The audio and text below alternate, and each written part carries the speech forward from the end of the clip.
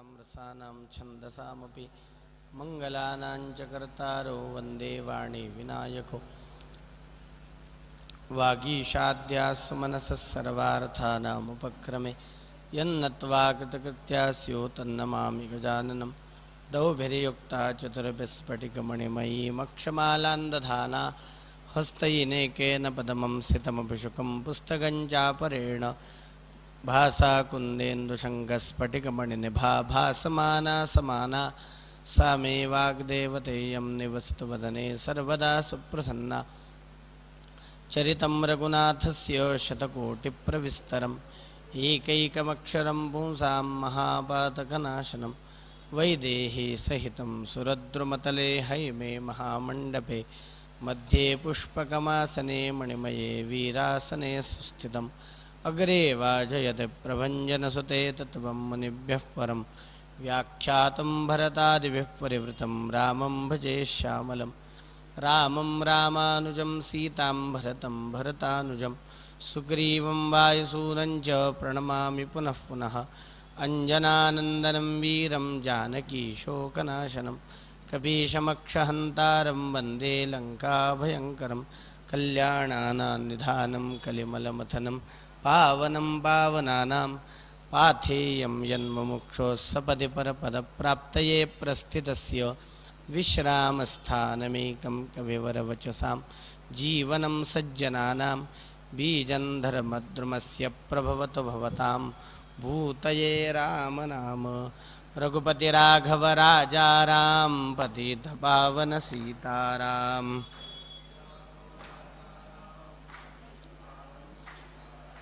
रघुपति राघव राजा राम पतित पावन सीताराम।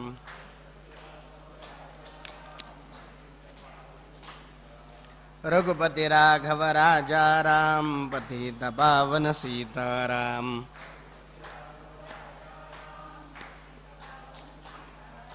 रघुपति राघव राजा राम पतित पावन सीताराम।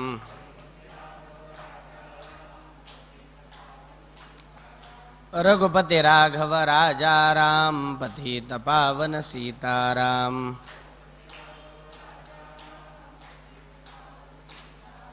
रघुपति राघव राजा राम पतित पावन सीताराम। जानकी जीवन स्मरण जय जय राम पुंडलीक वरदा हरिविठ्ठल श्री ज्ञानदेव तुकाराम पंढरीनाथ भगवान की जय। श्रीमज्जगद्गुरु शंकराचार्य महाराज की जय।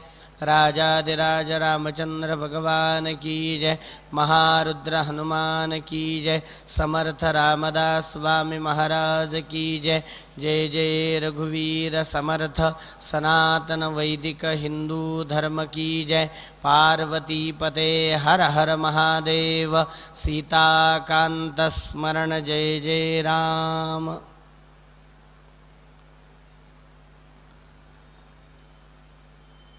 पवित्रतम अशा मधुमासाच्या रामनवरात्र महोत्सवाच्या निमित्ताने श्रीमद वाल्मिकीय रामायण कथेचं श्रवण आपण करत आहोत। अतिशय प्रेरक रंजक भावुक अशी ही कथा आहे। मनुष्याच्या ठिकाणी असलेल्या पापवासनेचा क्षय करणारी, सत्कर्माला प्रवृत्त करणारी अशी ही कथा आपल्या कामनेची पूर्तता करणारी आहे। फक्त ही कथा कामनापूर्ती करणारी होण्याकरता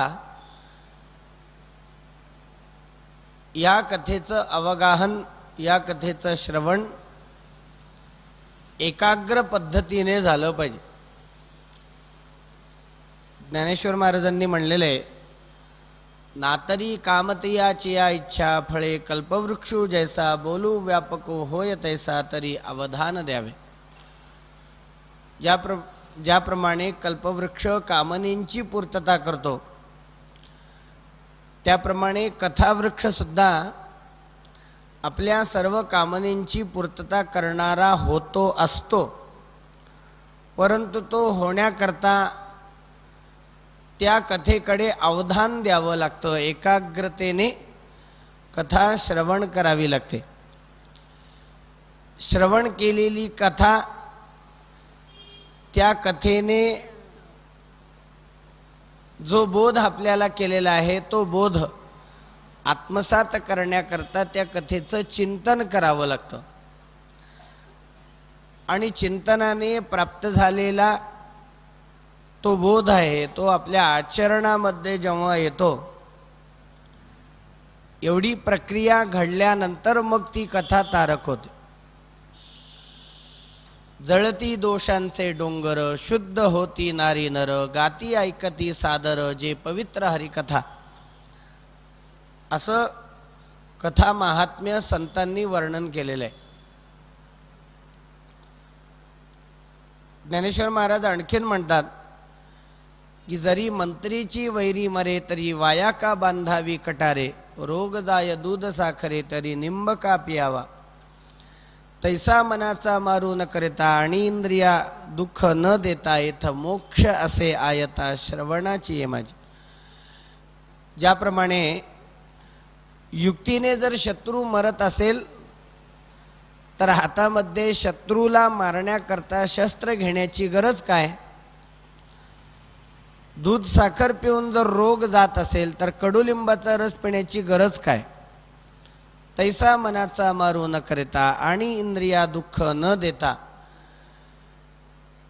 आपल्या इंद्रियांना निरनिराळी दुःख न होता तुलनेमध्ये अतिशय सोप्याने आपण ह्या कथेच्या माध्यमाने आपला उद्धार करू शकतो. फक्त एकाग्रता पाहिजे, सावधपणा पाहिजे. तेव्हा ही रामकथा आपल्याला कसं वागावं कसं वागू नये याची शिकवण देणारी आहे.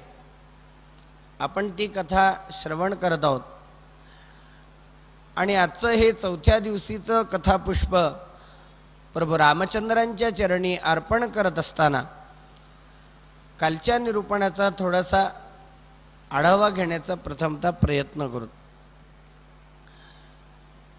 विश्वामित्रांच्या सह यज्ञरक्षणाच्या निमित्ताने प्रभू रामचंद्र लक्ष्मणाच्या समवेत अयोध्येच्या बाहेर पडले.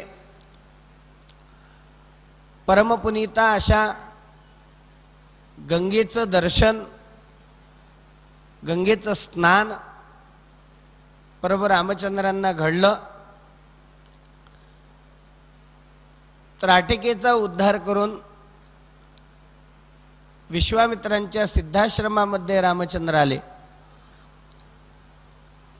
विश्वामित्रांच्या यज्ञाचा प्रारंभ झाल्यानंतर त्या यज्ञामध्ये विघ्न आणायला आलेल्या, विघ्न निर्माण करण्याकरता आलेल्या मारीचाला समुद्रामध्ये मानवास्त्राच्या योगाने भगवंतांनी फेकलं, सुबाहूचा वध केला.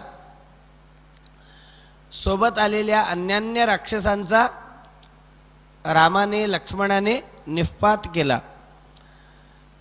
विश्वामित्रांच्या यज्ञाचं रक्षण करून जनकपुरीमध्ये होणाऱ्या यज्ञ महोत्सवाच्या निमित्ताने राजर्षी जनकाचं दर्शन घेण्याकरता, त्याला भेटण्याकरता, त्याचा यज्ञ पाहण्याकरता आणि प्रामुख्याने राजा जनकाच्या घरी असलेलं भगवान शंकरांनी वापरलेलं शिवधनुष्य ते पाहण्याकरता म्हणून रामचंद्र जनकपुरीमध्ये आले. राजर्षी जनकाने ते शिवधनुष्य दाखवल्यानंतर विश्वामित्रांच्या आज्ञेने त्या शिवधनुष्याला प्रत्यंच्या लावत असताना त्या शिवधनुष्याचा भंग झाला अयोनिजा अशा सीतेवरती रामचंद्रांनी पराक्रमाने आपला अधिकार सिद्ध केला आणि राम सीतेच्या विवाहाकरता राजा दशरथ आपल्या परिवाराच्या सह जनकपुरीमध्ये आला. पुढे उर्मिलेशी लक्ष्मणाचं आणि मांडवी आणि श्रुतकीर्तीशी भरत शत्रुघ्नाचा विवाह तो सुद्धा संपन्न झाला. आणि हे सगळेजण जनक राजाचा पाहुणचार स्वीकारून अयोध्येकडे वापस जात असताना वाटेमध्ये परशुरामांची भेट झाली आणि परशुरामांच्या तेजाचाही भंग आपल्या सामर्थ्याचं प्राकट्य करून रामचंद्रांनी केलेलं आपण ध्यानात घेतलं.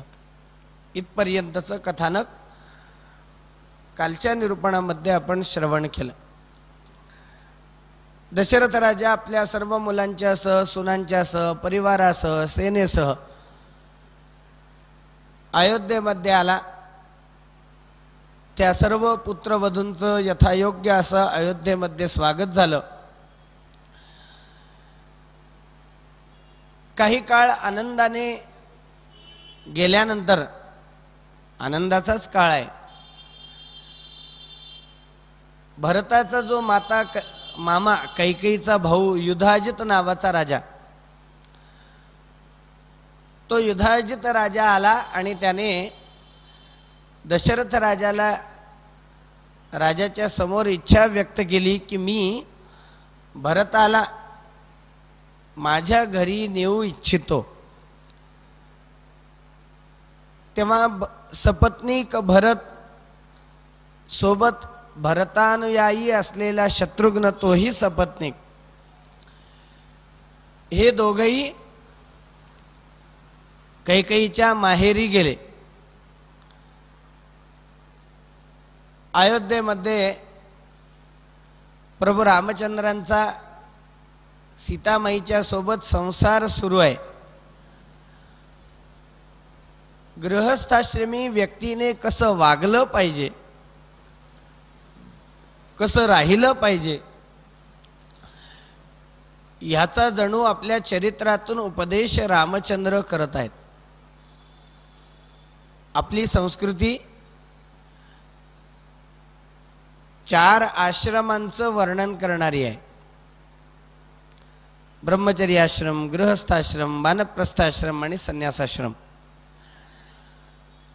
यात सर्वोत्कृष्ट आश्रम जर कोणता असेल तर तो गृहस्थाश्रम आहे. याचं कारण मनुस्मृती असं म्हणते की यथा वायुं समाश्रित्य वर्तन्ते सर्वजंतवः तथा गृहस्थमाश्रित्य वर्तन्ते इतराश्रमाः. ज्याप्रमाणे प्रत्येक जीव वाऱ्यावरती अवलंबून असतो, वाऱ्याशिवाय जगू शकत नाही, त्याप्रमाणे सगळे आश्रम गृहस्थाश्रमावर अवलंबून असतात. एखादा ब्रह्मचारी असेल, एखादा वानप्रस्थी असेल की एखादा यती असेल, दुपारी 12 वाजले की ते गृहस्थाकडे येत असतात.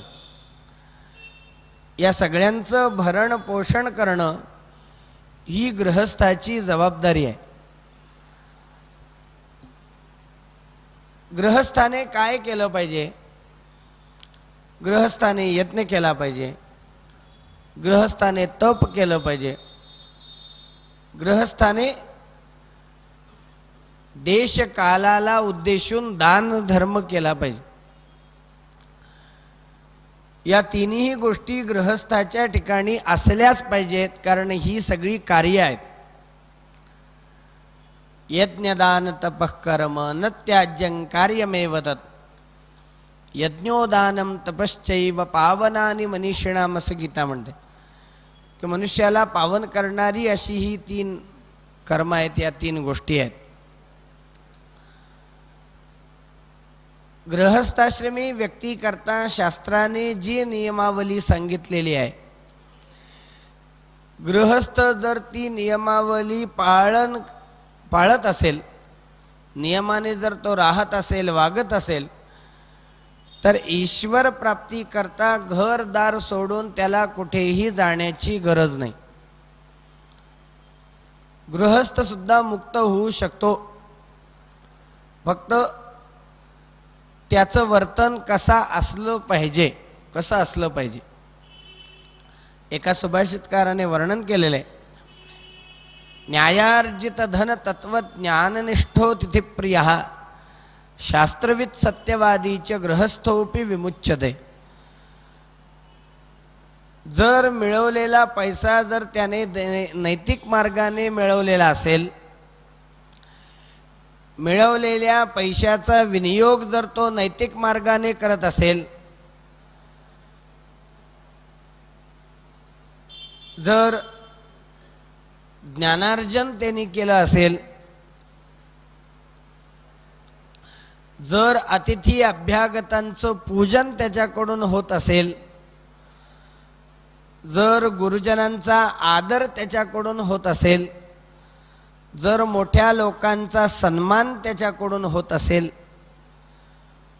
तर ईश्वर प्राप्ती करता घरदार सोडून त्याला कुठेही जायची गरज नाही.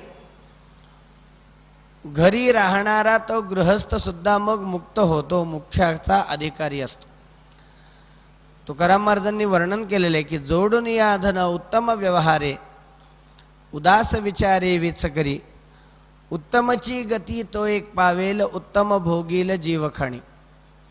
पर उपकारी नेणे परनिंदा, परस्त्रिया सदा बहिणी माया, उत्तमची गती तो एक पावेल, उत्तम भोगील जीवखाणी. भूतदया गायी पशूंचे पालन, तहानेल्या जीवन वना माझी, उत्तमची गती तो एक पावेल, उत्तम भोगील जीवखाणी. तुका म्हणे हेची आश्रमाचे फळ, तुका म्हणे हेची आश्रमाचे फळ, परमपद बळ वैराग्याचे, उत्तमची गती तो एक पावेल, उत्तम भोगील जीवखाणी. उत्तम सुखाचा आणि उत्तम गतीचा अधिकारी कोण? तुकोबाराय वर्णन करतात. जो नैतिक मार्गाने पैसा मिळवतो आणि मिळालेल्या पैशाचा विनियोगही उदास भावनेने, म्हणजे त्या पैशामध्ये मन आकृष्ट न करता योग्य मार्गाने जो त्या पैशाचा विनियोग करतो, तुकोबाराय म्हणतात की तो उत्तम सुखाचा आणि तो उत्तम गतीचा अधिकारी असतो. पर उपकारी, जो नेहमी आपल्या परीने दुसऱ्याच्या उपयोगाला येतो.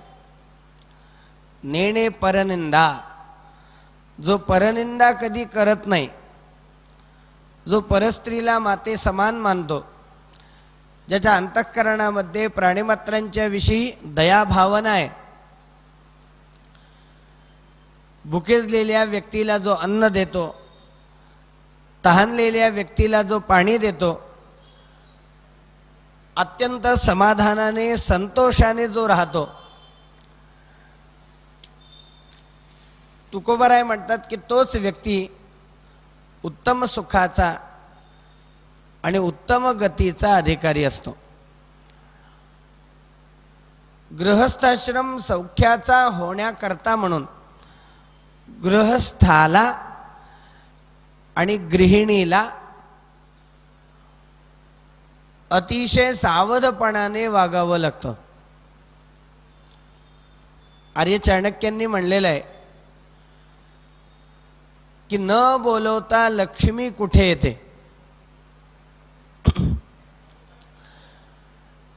मूर्खा यत्र न पूज्यन्ते धान्यम यत्र सुसंजितम, दंपत्यो कलहो नास्ति तत्र श्री स्वयमागता. ज्या घरामध्ये अपूजनीय व्यक्तीचा सन्मान होत नाही, पूजनीय व्यक्तीचा अपमान होत नाही, ज्या घरामध्ये धान्याचा तुटवडा कधी असत नाही आणि ज्या घरामध्ये धान्याची नासाडीही कधी होत नाही,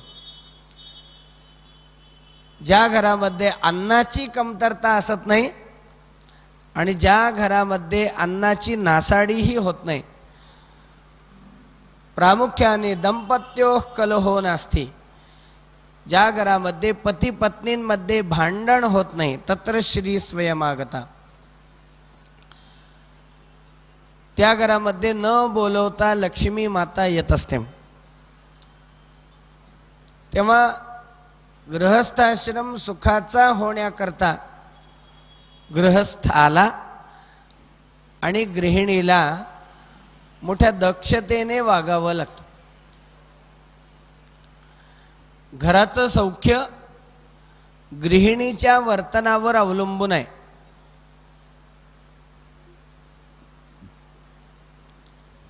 जगद्गुरु शंकराचार्य असं म्हणतात, संसार तापदग्धानाम त्रयो विश्रांती हेतवः.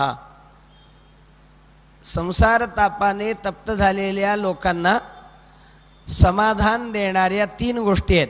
संसारामध्ये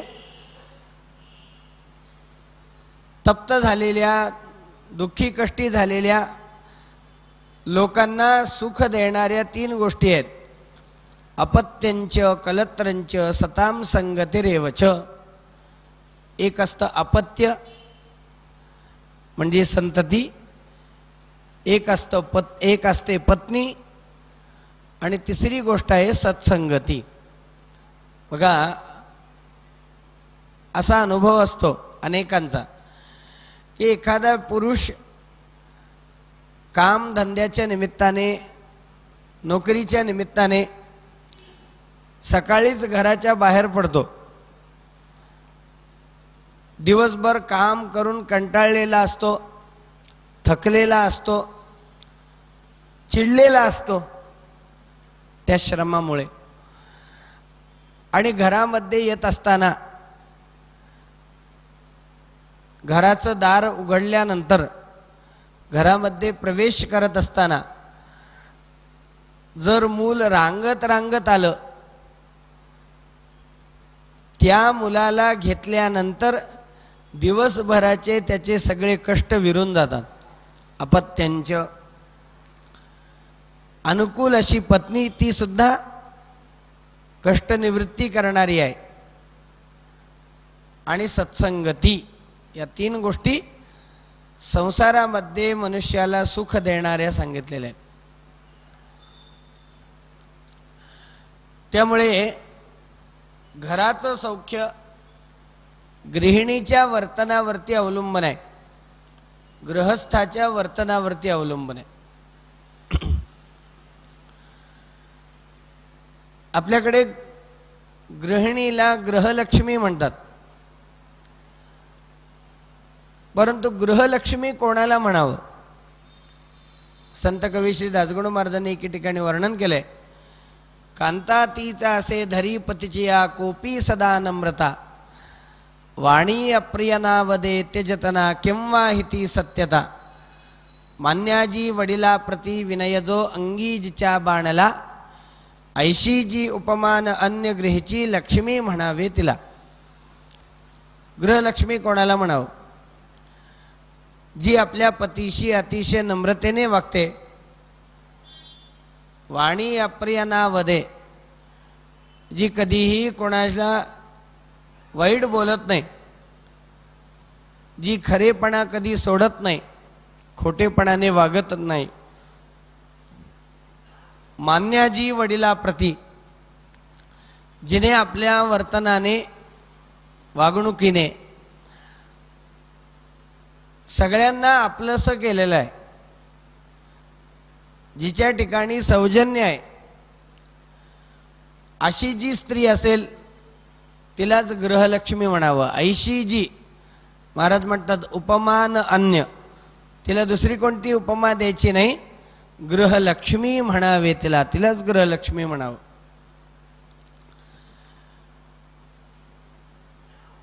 महाभारतामध्ये एक श्लोक येतो, त्या श्लोकामध्ये असं वर्णन आहे की संसारामध्ये सुखी कोणाला म्हणावं?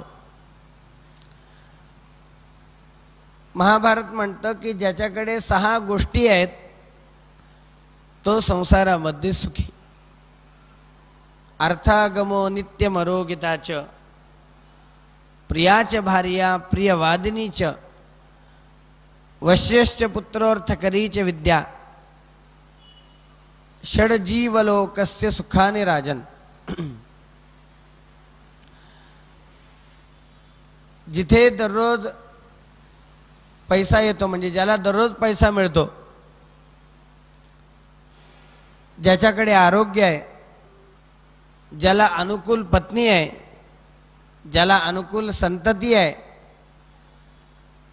ज्याच्याकडे समाजामध्ये मान मान्यता सन्मान प्रतिष्ठा मिळवून देणारी एखादी कला आहे, महाभारत म्हणतो की तो संसारामध्ये सुखी आहे. तेव्हा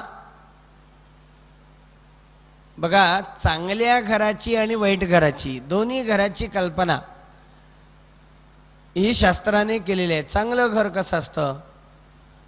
सानंदम सदनम, आनंदी वातावरण आहे. सुताश्च सुधियः, ऐकणारी संतती आहे. कांतान दुर्भाषिणी, प्रेमाने बोलणारी गृहिणी आहे. सन्मित्रम, चांगला सल्ला देणारे मित्र आहेत, वेळेला धावून येणारे मित्र आहेत. संपन्नता आहे. ऐकणारी नोकर मंडळी आहे. दररोज अतिथीचं स्वागत केलं जातं. आतिथ्यम, भगवंताचं पूजन केलं जातं. शिवपूजनम प्रतिदिनम, भूक लागल्यावर अन्न सेवन केलं जातं. मिष्टान्न पानं गृहे, सज्जनांची नेहमी वर्दळ असते, येजा असते. साधो संगम उपासते हि सततम, धन्यो गृहस्थाश्रमः, चांगल्या घराची कल्पना. या उलट वाईट घर, क्रोशंत शिशवः, मुलं रडतायत. सवारी सदनम, घरामध्ये पाणी साचले. पंकावृतम चांगणम, अंगणामध्ये चिखल आहे, घाण आहे. शय्यादंशवती, जिथे आपण आराम करतो, झोप घेतो, तिथे डास ढेकून आहेत. सगळ्या घरामध्ये जळमट आहे, घाण आहे. धूमेन पूर्णं गृहम, धूर आहे. भार्या निष्ठुर भाषिणी, सगळ्यांवरती चिडणारी अशी गृहिणी आहे. सगळ्यांवरती रागावणारा गृहस्थ आहे. दररोज गार पाण्याने स्नान करावं लागतं. स्नानम शीतल वारिणा हि सततम, धिक धिक गृहस्थाश्रमः, वाईट घराची कल्पना आहे. आणि म्हणून गृहस्थाच्या वर्तनावर, गृहिणीच्या वागण्यावर घराचं सौख्य अवलंबून असतं. आणि म्हणून गृहिणी कशी असली पाहिजे, स्त्रीचे दोष आणि स्त्रीचे गुण, या दोन्ही गोष्टींचं वर्णन आपल्याला पाहायला मिळतं. कशी असावी? संतुष्टा, गृहिणीने समाधानी असलं पाहिजे. अलोलुपा, निर्लोभी असलं पाहिजे. दक्षा, अत्यंत संसारामध्ये दक्ष असलं पाहिजे. धर्मज्ञा, धर्म जाणणारी असली पाहिजे. प्रिय सत्यवाक, प्रेमाने चांगलं बोलणारी असली पाहिजे. अप्रमत्ता, उन्मत्त नसणारी. शुचिही, म्हणजे शुद्ध आचार विचार असणारी. अनुकूलाम विमलांगीम कुशलाम कुलजाम सुशील संपन्नाम, अनुकूल वर्तन करणारी, सगळ्यांना देखणी, उत्तम कुळामध्ये जन्माला आलेली, प्रत्येक कार्यामध्ये तरबेज असणारी आणि उत्तम असं धर्माला अनुकूल आचरण असणारी. हे सगळे गुण आहेत. आणि दोषांचा जर विचार केला, स्त्रीचा पहिला दोष सांगितलाय, स्ववाक्य स्थापिता नित्यम. तुम्हाला काही कळत नाही, मी जे बोलते तेच बरोबर आहे. काही जरी झालं तरी आपलंच बरोबर म्हणणारी, आपलंच खरं करणारी, स्ववाक्य स्थापिता नित्यम लोकवार्ता रता,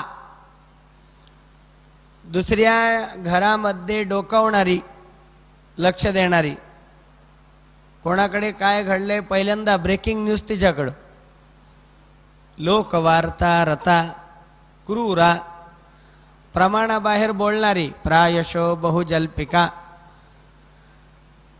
कृपणा कलहप्रिया, कृपण स्वभावाची आणि प्रमाणाबाहेर भांडण करणारी किंवा भांडणारी, हे सगळे दोष सांगितलेले आहेत.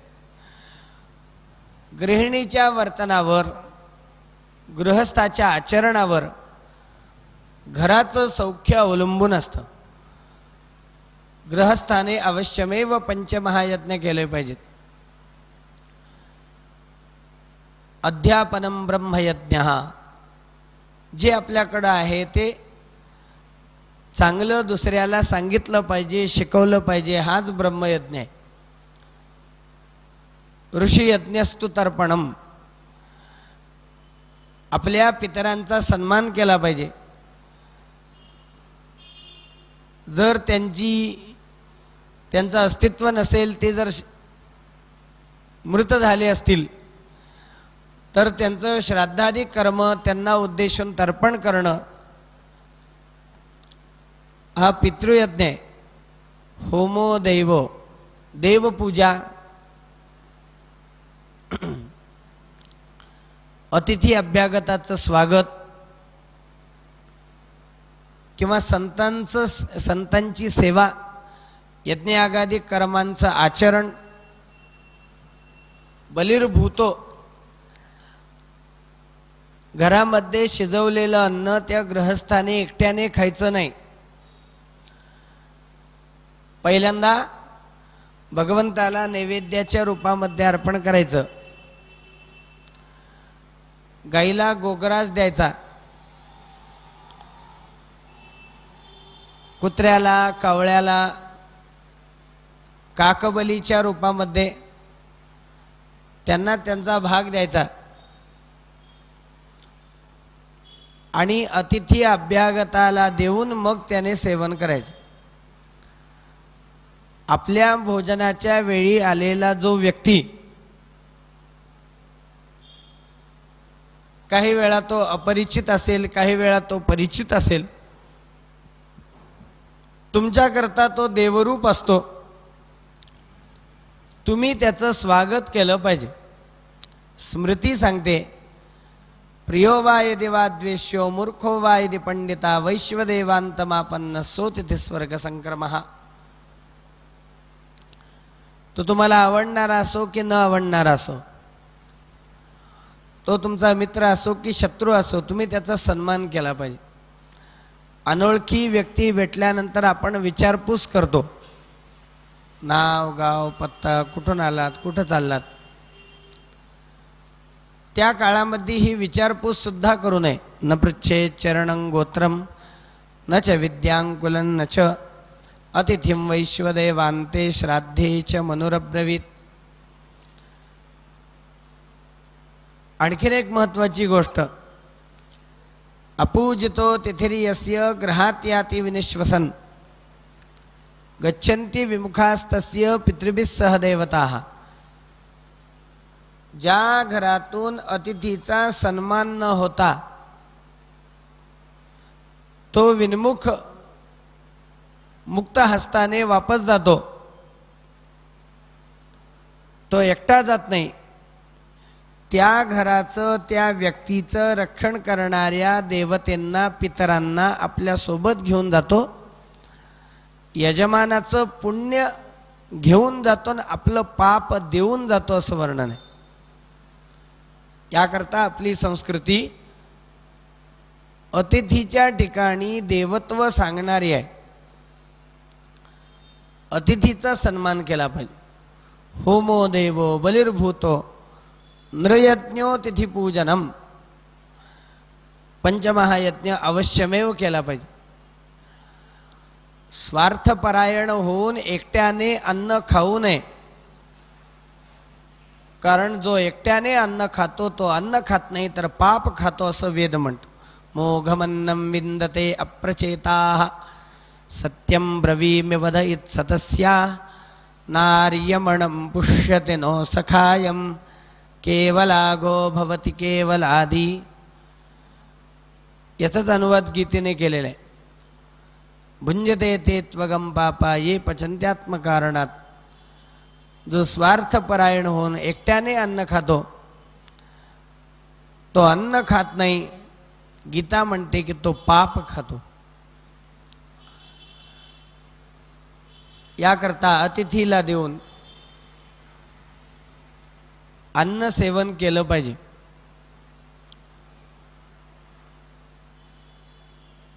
दिनचर्या कशी असावी? मुखमार्जन, प्रातस्नान, संध्या तर्पण, देवतार्चन, पुढे वैश्वदेव औपासन, यथासांग, काही धर्मचर्चा, पुराण, हरिकथा निरूपण, वाया जाऊन दीक्षण. दोहीकडे समर्थ म्हणतात की मुखमार्जन, प्रातस्नान, संध्या, देवतार्चन म्हणजे देवपूजा,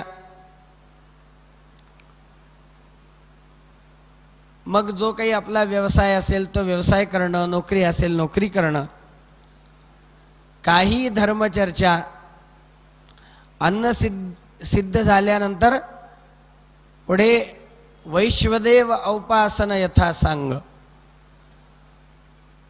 वैश्वदेव करावा. वैश्वदेव हा का केला जातो? 5 प्रकारच्या हत्या जेव्हा गृहिणी स्वयंपाक करत असते तेव्हा होत असतात. पंचसूना गृहस्थस्य चुल्ली पैशुण्य पस्करः उदकम चोदकुंभश्च बाध्यते यस्तु वाहनम. 5 प्रकारच्या हत्या गृहिणीकडून स्वयंपाक करताना होत असतात. बघा, पूर्वीच्या काळी चूल पेटवली जायची, आता आपण गॅस पेटवतो. जेव्हा गॅस पेटवला जातो, चूल पेटवली जाते, तेव्हा त्या गॅसवरती काही सूक्ष्म जीव जंतू बसलेले असतात जे आपल्याला दिसत नाहीत. आपण गॅस पेटवला की ते जळून मारले जातात, मृत्यू पावतात. झाडताना, कांडताना, दळताना म्हण आहे की नाही, गव्हासोबत पोरकिडे सुद्धा भरडले जातात. किंवा जे आपण अन्न खातो ते अन्न ज्या धान्याचं असतं ते धान्य सुद्धा जीव आहे. 4 प्रकारचे जीव सांगितलेत: स्वेदज, उद्भिज, जरायुज आणि अंडज. स्वेदज म्हणजे घाणीपासून निर्माण होणारे, ज्यांना आपण डास वगैरे म्हणतो. उद्भिज म्हणजे वृक्ष, उत म्हणजे जमीन, जमिनीला फोडून वर येणारे. म्हणजे ज्या धान्याचं अन्नाच्या रूपामध्ये आपण सेवन करतो ते धान्य सुद्धा जीव आहे, त्यांना आपण सेवन करतो. पाण्याच्या माध्यमाने अनेक जीवजंतू मारले जातात. अनेक प्रकारच्या हत्या त्या गृहिणीकडून होत असतात. आणि म्हणून अजाणता झालेल्या या सगळ्या हत्तींचा दोष लागू नये याकरता ते अन्न आपण सुसंस्कारित केलं पाहिजे, ते भगवंताला अर्पण केलं पाहिजे. आपण यापूर्वी प्रसंगानुरूप एका गोष्टीचा उल्लेख केला. असं वर्णन आहे की अन्नम विष्ठाम जलम मूत्रम यद विष्णोरनिवेदनम. जी गोष्ट भगवंताला अर्पण केली गेलेली नाही मग जर ते अन्न असेल तर ते विष्ठारूप असतं, आणि जर ते पाणी असेल तर ते मूत्ररूप असतं, असं वर्णन आहे. आणि व्यक्ती जसं अन्न खातो तसे त्याचे विचार होतात, जसे त्याचे विचार असतात तसा तो आचार करतो, आणि जसा त्याचा आचार असतो तशी त्याला गती प्राप्त होते. आणि म्हणून बघा, तुकोबारायांना विचारलं, म्हणे या पृथ्वीला भारभूत कोण असतो? तुकाराम महाराजांनी म्हणलेलं आहे की अन्नसंधा सुसंस्कारित असं जो व्यक्ती सेवन करत नाही त्या व्यक्तीचा भार या पृथ्वीला होत असतो. काही नित्यनेमाविण अन्न खाय तो श्वान, वाया मनुष्यपण भार वाहे तो वृषभ, त्याचा होय भुई भार. हे सगळं मी कशा करता सांगतोय? हे मी एवढ्याच करता सांगतोय, ग्रहस्थाने कसं वागलं पाहिजे याचा आपल्या चरित्रातून जणू काही उपदेश प्रभू रामचंद्र करतायत. आणि प्रभू रामचंद्रांना या धर्माचरणाकरता सीतामातेची अगदी उत्तम अशी साथ आहे.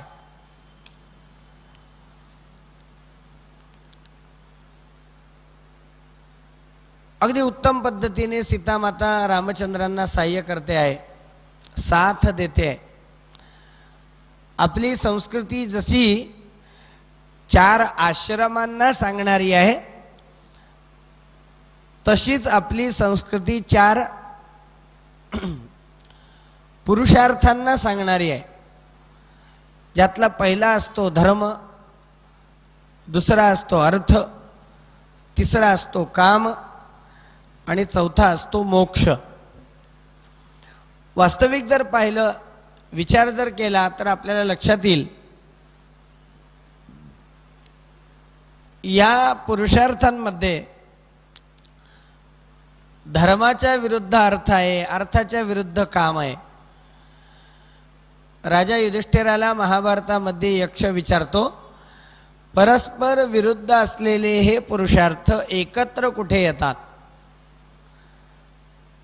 राजाने वर्णन केलंय, यदा धर्मश्च भार्याच परस्पर वशानुगो तदा धर्मार्थ कामानां त्रयाणामपि संगमः.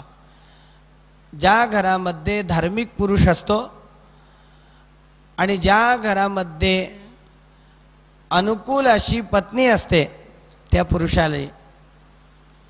पुरुषाला त्या घरामध्ये परस्पर विरुद्ध असलेले हे पुरुषार्थ एकत्र पाहायला मिळतात. यदा धर्मश्च भार्याच परस्पर वशानुगो तदा धर्मार्थ कामानां त्रयाणामपि संगमा. तेव्हा धार्मिक असणाऱ्या अशा प्रभू रामचंद्रांना धर्माच्या त्या गृहस्थाश्रमामध्ये अगदी उत्तम अशी साथ सीतेच्या करवी रामचंद्रांना होते. आणि हा रामाचा संसार सुरू होऊन 1 तपाचा 12 वर्षाचा कालावधी लोटला गेला.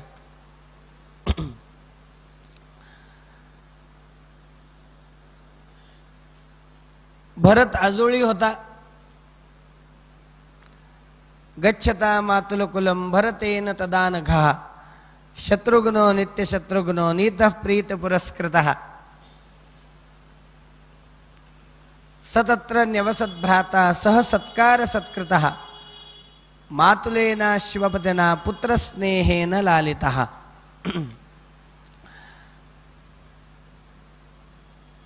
सर्व एव तु तस्येष्टाश्चत्वारः पुरुषर्षभाः स्वशिरात् विनिवृत्ताः 4 एव बाहवः.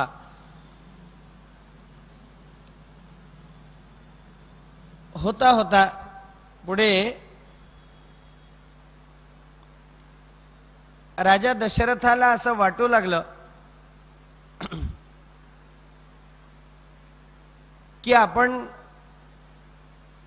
गुणवंत अशा रामाचा युवराज म्हणून अभिषेक करायला पाहिजे. राजा म्हणून नाही, युवराज म्हणून रामाचा अभिषेक करायला पाहिजे. म्हणजे आपल्या पश्चात राम हा राजा होईल. शंका अशी आहे की रामाचा राजा म्हणून अभिषेक का करायचा नाही, युवराज रामाला का करायचं? रामाचा जर राज्याभिषेक झाला असता तर अयोध्येचं राज्य रामाच्या स्वाधीन करून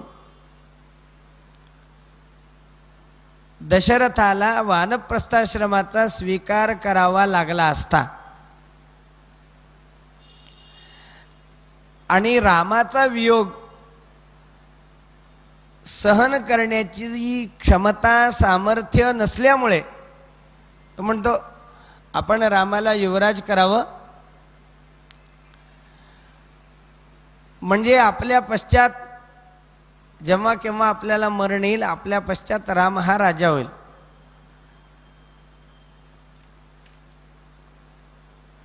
पद प्रतिष्ठा मिळण्याकरता जी गुणवत्ता शास्त्राने अभिप्रेत सांगितलेली आहे एखाद्या व्यक्तीच्या ठिकाणी, त्या सगळ्या गुणांनी दशरथ मनोमन म्हणतो की राम हा युक्त आहे. कारण बघा, गुणवंत अशा सद्गुणी व्यक्तीला जर पद मिळालं तर तो त्या पदाची प्रतिष्ठा गरिमा राखत असतो. अपात्र व्यक्तीच्या हाती जर अधिकार गेले, लायकी नसलेल्या व्यक्तीला जर पद मिळालं तर तो त्या पदाचा दुरुपयोग केल्याशिवाय राहत नाही.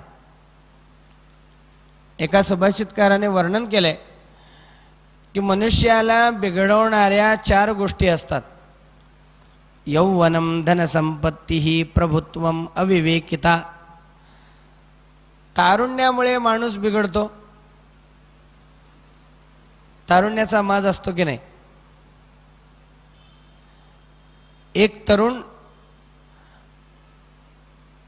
असलेल्या तारुण्याच्या उन्मादाने उन्मत्त होऊन रस्त्याने चाललेला होता. जाता येता लोकांची थट्टा करतोय, टर उडवतोय, चेष्टा करतोय. रस्त्याने जात असताना वाटेमध्ये एक वृद्ध स्त्री, वृद्धपणामुळे जिचं सगळं शरीर वाकलेलं आहे, हातामध्ये काठी घेऊन वृद्धपणाने वाकलेल्या त्या देहाने रस्त्याने चाललेली आहे. ह्या तरुणाला वाटलं की आपण तिची चेष्टा करावी. त्याने तिला विचारणा केली, प्रश्न केला. आता ती वाकलेली होती वृद्धपणामुळे, त्यामुळे त्याने तिला प्रश्न केला, म्हणे आजी काय हुडकत चाललाय? ती हुशार होती. तिने ताबडतोब उत्तर दिलं, म्हणे माझं गेलेलं तारुण्य आणि तुझं येणारं म्हातारपण हुडकत चालले. म्हणे मला काय सांगायचंय की तारुण्याचा उन्माद हा माणसाला बिघडवणारा असतो. संपत्तीचा माज, संपत्तीचा अभिमान हा माणसाला बिघडवणारा असतो.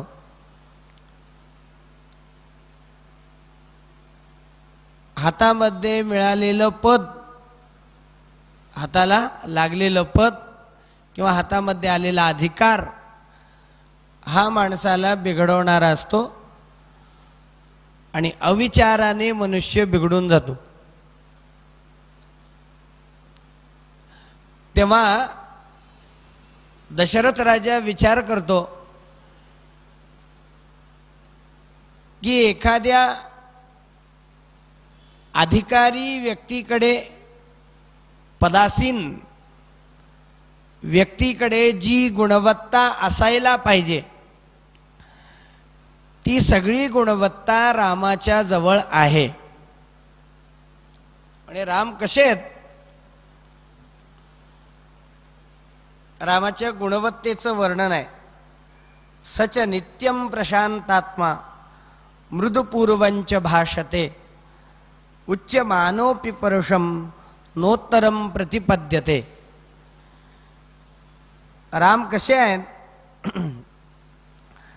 तर नेहमी शांत समाधानी असे राहणारे, सगळ्यांशी चांगलं बोलणारे, आपल्या बोलण्याने कोणालाही न दुखवणारे असे राम आहेत. एखाद्या व्यक्तीने आपल्या कटुवाणीने जर त्यांना अपमानित केलं तरी सुद्धा ते त्याला प्रतिउत्तर देत नाहीत. सही रूपोपपन्नश्च वीर्यवान अनसूयकः भूमा वनुपम सूनुर गुणैर्दशरथोपमः. ते अत्यंत देखणे आहेत, ते अत्यंत पराक्रमी आहेत आणि कुठेही कोणाच्याही जवळ दोष न पाहणारे ते आहेत. रामाच्या तुलनेचा पुरुष या जगामध्ये दुसरा कोणी नाही. कदाचित उपकारेण कृतेनेतेन तुष्यते न स्मरति अपकाराणां शतमप्यात्मवत्तया. एखाद्या व्यक्तीने जर त्यांच्यावरती कोणते उपकार केले, दुसऱ्याने केलेले उपकार ते कधी विसरत नाहीत, परंतु दुसऱ्याने केलेला अपकार मात्र ते लक्षात ठेवत नाहीत.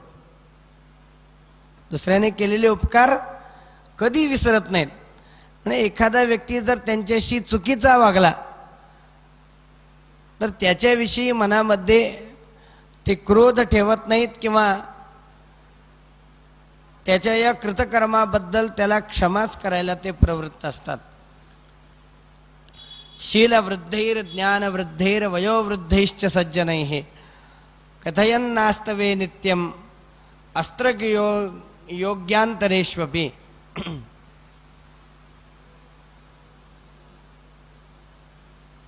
निरनिराळ्या शस्त्रास्त्रांचे अभ्यासक असे जे लोक आहेत, निरनिराळ्या विद्येंचे अभ्यासक असे जे लोक आहेत, ज्ञानवृद्ध, तपोवृद्ध, अनुभवी अशा लोकांच्या सहवासामध्ये ते नेहमी राहतात. बुद्धिमान, अत्यंत विचारी आहेत, बुद्धिमान आहेत, मधुरा भाषी, सगळ्यांशी चांगलं बोलणारे आहेत. पूर्वभाषी प्रियं वदः वीर्यवान् च वीर्येण महता स्वेन विस्मितः. न चानृत कथो विद्वान. दशरथ राजा म्हणतो की राम कधीही खोटं बोलत नाही.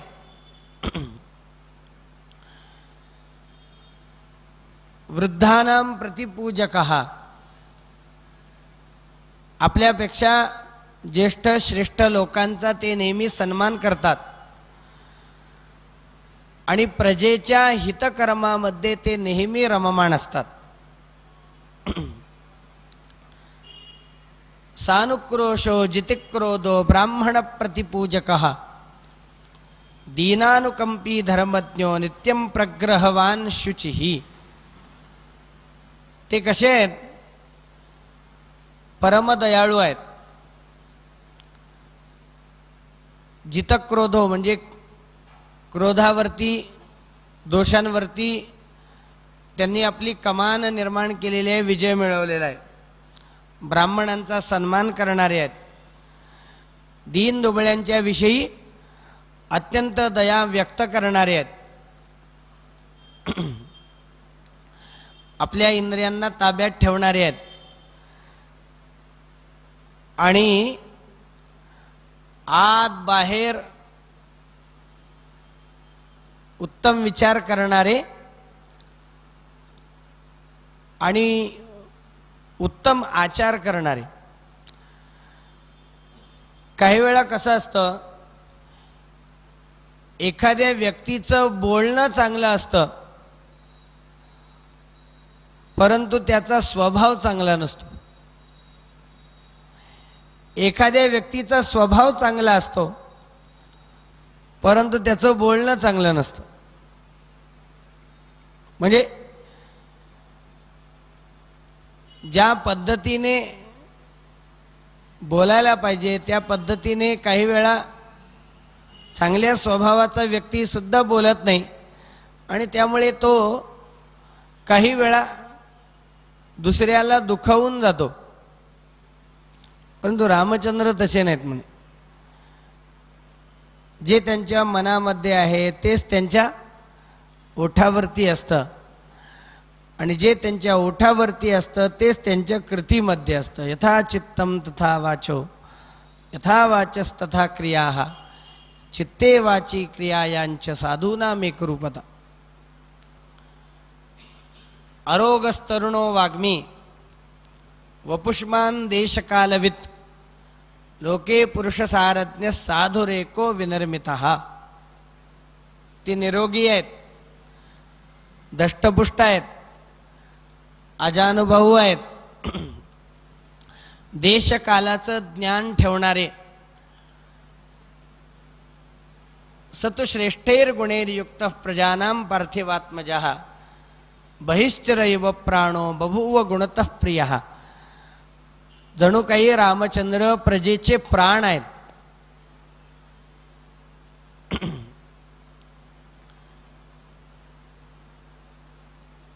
सत्संग्रहानुग्रहणे स्थानविन्न ग्रहस्य च आयकर्मण्युपायज्ञ संदृष्ट व्ययकर्मवित्. उत्तम अशा सज्जनांचा, सत्पुरुषांचा संग्रह करणारे, लोकांना आपल्या वर्तनाने आपलंसं करणारे, जी आपल्याकडे संपत्ती आहे त्या संपत्तीचा योग्य मार्गाने विनियोग करणारे, धर्माय यशसेर्थाय कामाय स्वजनाय च पंचधा विभजन वित्तम इहामुत्र च मोदते. शास्त्र सांगतं की आपल्याकडे असलेल्या संपत्तीचा विनियोग कसा केला पाहिजे. धर्माकरता, दानाकरता, भोगाकरता, अडीअडचणीमध्ये असलेल्या परिजनांकरता, धर्माय यशसे अर्थाय आणि आपल्या भविष्याच्या व्यवस्थेकरता, अशा पद्धतीने संपत्तीचा विनियोग केला पाहिजे. रामचंद्र अशाच पद्धतीने आपल्याकडे असलेल्या संपत्तीचा विनियोग करतात.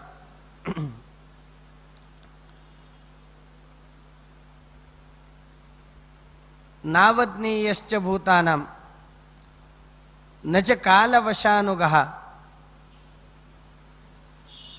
एवं श्रेष्ठैर गुणैर्युक्तः प्रजानां पार्थिवात्मजः, सम्मतस्त्रिषु लोकेषु वसुधायाः क्षमा गुणैः. अत्यंत पराक्रमी आहेत परंतु त्या पराक्रमाला, त्या शौर्याला, असलेल्या धैर्याला क्षमेचं आवरण आहे.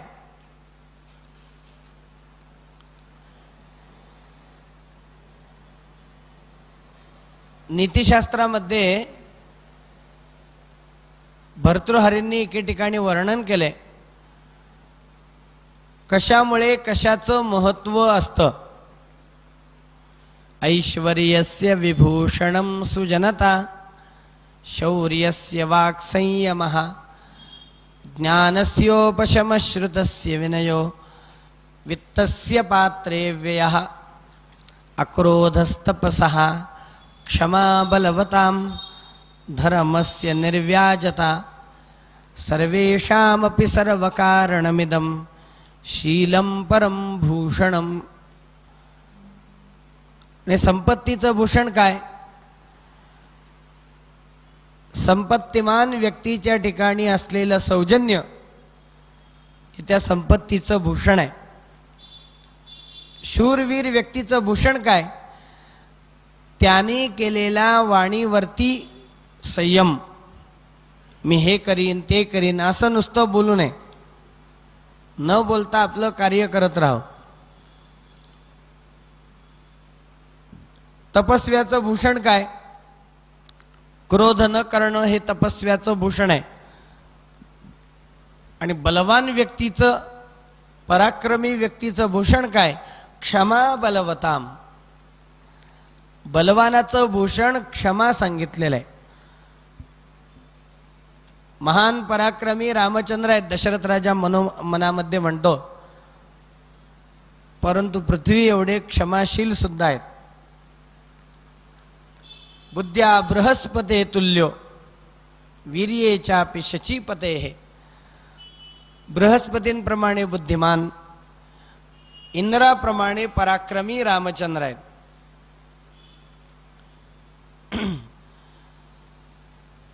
तेव्हा एतैस्तु वहवीर्युक्तं गुणैरनुपमैः सुतं, दृष्ट्वा दशरथो राजा चक्रे चिंतां परंतपः. या सगळ्या गुणांनी रामचंद्र युक्त असल्या कारणाने एखाद्या पदासीन असणाऱ्या होणाऱ्या व्यक्तीकडे जी गुणवत्ता पाहिजे ती सगळी गुणवत्ता रामाच्या ठिकाणी असल्या कारणाने रामाला लवकरात लवकर युवराज मला करावं लागेल आणि मी केलं पाहिजे. अधराज्ञो बभूवेव वृद्धस्य चिरजीविनः, प्रीतिरेषा कथम रामो राजास्यान्मयी जीवति. यमशक्र समो वीर्ये बृहस्पति समो मतौ, महीधर समो धृत्यां मत्तश्च गुणवत्तरः. लवकरात लवकर बलपराक्रमामध्ये यमासारखे असणारे,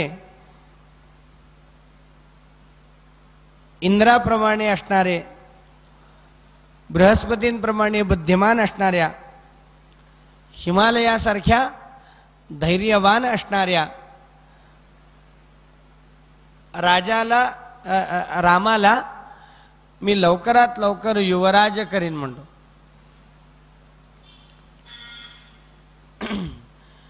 रामाच्या स्वाधीन हे सगळं राज्य करून मृत्यूच्या पश्चात मी स्वर्गाकडे प्रस्थान करतो म्हणून.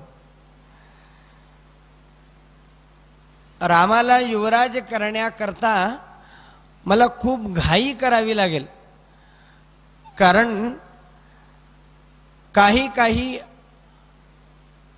अशुभ अशा सूचना मला मिळायला लागलेल्या आहेत.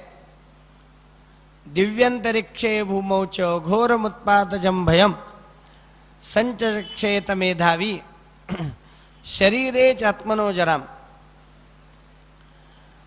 अंतरिक्षामध्ये पृथ्वीवरती निरनिराळे उत्पात राजा दशरथाला जाणवू लागले आणि आपला वृद्धापकाळ, आपला मृत्यूकाळ आता जवळ आलेला आहे हे त्याच्या लक्षात येऊ लागलं. आणि म्हणून जोपर्यंत आपल्याला मरण येत नाही तोपर्यंत आपण रामाला युवराज करूत, म्हणजे माझ्या पश्चात तो आपोआपच राजा होईल. आणि म्हणून दशरथ राजाने आपलं हे मनोगत आपल्या सगळ्या अनुयायांच्या समोर, मंत्र्यांच्या समोर, अनुचरांच्या समोर आणि हितैषी लोकांच्या समोर आपलं मनोगत सादर करण्याकरता म्हणून सगळ्यांना बोलवलं. सगळे मंत्रीगण आले, सगळे सेवकगण आले, अनुचर आले, अनुयायी आले. राजा दशरथाचे जे मांडलिक राजे होते ते सगळे मांडलिक राजे आले आणि या सगळ्यांच्या समोर दशरथ राजाने आपलं मनोगत सादर केलं, उपस्थित केलं आणि ह्याला सगळ्यांनी अनुमोदन दिलं, सगळ्यांनी होकार दिला. या गोष्टीची सगळेजण अगदी उत्कंठेने, उत्सुकतेने जणू काही वाट बघत होते. दशरथ राजाने बोलायचा अवकाश हे सगळ्यांनी एकमताने काय दिला, होकार दिला. दशरथ राजाला आनंद आला आणि दशरथ राजा म्हणतो, म्हणे ठीक आहे, तुमचं अनुमोदन आहे, तर आपण लवकरात लवकर रामाचा राज्याभिषेक, युवराज म्हणून रामाचा अभिषेक करूत. चैत्रम श्रीमानयम मासः पुण्य पुष्पित काननः यौवराज्याय रामस्य सर्व रूपोपकल्प्यताम. लवकरात लवकर रामाला, सध्या चैत्र महिना चालू आहे म्हणतो, आणि हा चैत्र महिना युवराज म्हणून रामावरती अभिषेक करण्याकरता म्हणून अगदी योग्य आहे. रामाचा युवराज्याभिषेक आपण करू. सगळ्यांनी त्याला अनुमोदन दिलं. त्याप्रमाणे या राज्याभिषेकाची सगळी तयारी करण्याची जबाबदारी वसिष्ठांवरती, वामदेवांवरती राजाने सोपवली आणि त्यांना सांगितलं, म्हणे लवकरात लवकर तयारी करा. मग रामाकरता सप्त नद्यांचं, सप्त समुद्रांचं त्या अभिषेकाकरता पाणी आणण्याकरता म्हणून दूत पाठवले गेले. सगळ्या मांडलिक राजांना निमंत्रण देण्यात आलं. अयोध्येमध्ये ही अयोध्या त्या रामाच्या अभिषेकाकरता म्हणून तयार करायला, नटवायला सांगण्यात आली. सगळी तयारी चालू होती आणि रामाला कल्पना देण्याकरता म्हणून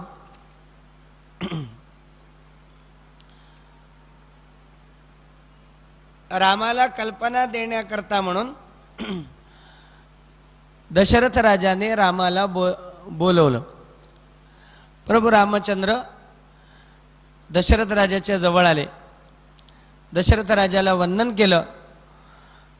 आपल्याला बोलवण्याचं कारण रामचंद्रांनी विचारलं आणि दशरथ राजा म्हणतो की रामा, युवराज म्हणून तुला नियुक्त करण्याचा विचार मी माझ्या सगळ्या मंत्र्यांच्यासह, अनुयायांसह, हितैषी लोकांच्यासह केलेला आहे.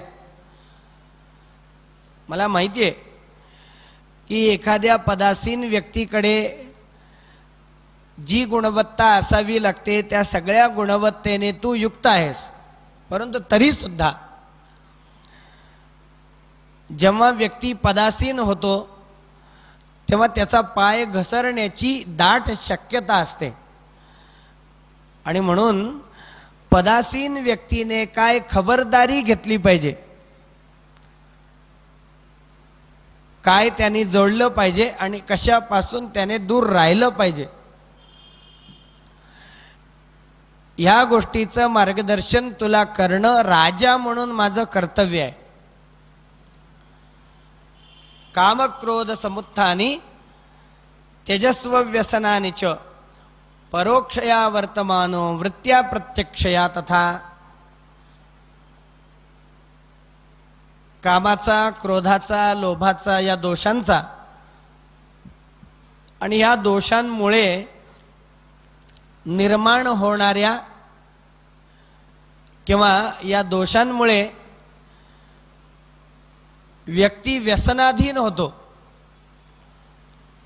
या दोषांमुळे व्यक्ती पापी म्हणजे पापकर्मामध्ये रममाण असा होणारा होतो.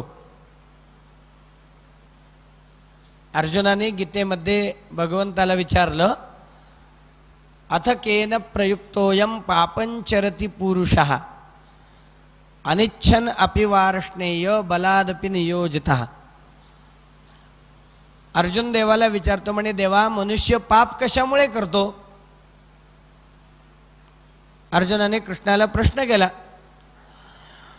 कृष्ण परमात्मा म्हणतात की अर्जुना ऐक, काम एष क्रोध एष रजोगुण समुद्भवः महाशनो महापाप्मा विद्येन मिह वैरिणम. तरी हे कामक्रोधूपाही जया ते कृपेची साठवण नाही, हे कृतांताची ठाई मानी जती. हे ज्ञाननिधीचे भुजंग विषयदरीचे वाघ भजन मार्गाचे मांग मारक जे. तू विचारलंस म्हणून अर्जुना मी तुला सांगतो, पापामागचं कारण कशामुळे व्यक्ती पाप करतो तर तो दोषांमुळे पाप करतो. कामामुळे तो पापी होतो, क्रोधामुळे तो पापी होतो, लोभामुळे तो पापी होतो. आणि ह्या दोषांना व्यक्तीच्या विषयी तिळमात्र दया नसते.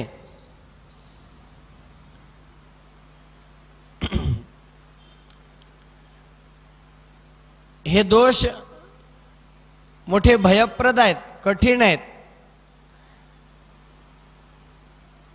हे दोष म्हणजे सर्पासारखे आहेत. हे दोष म्हणजे वाघासारखे क्रूर आहेत. भक्ती मार्गाला जो व्यक्ती असतो, सन्मार्गाला जो व्यक्ती असतो, सन्मार्गाने जाणाऱ्या त्या व्यक्तीला अडवणारे दरोडेखोर, लुटारू, वाटमारी करणारे असे चोर म्हणजे हे दोष आहेत.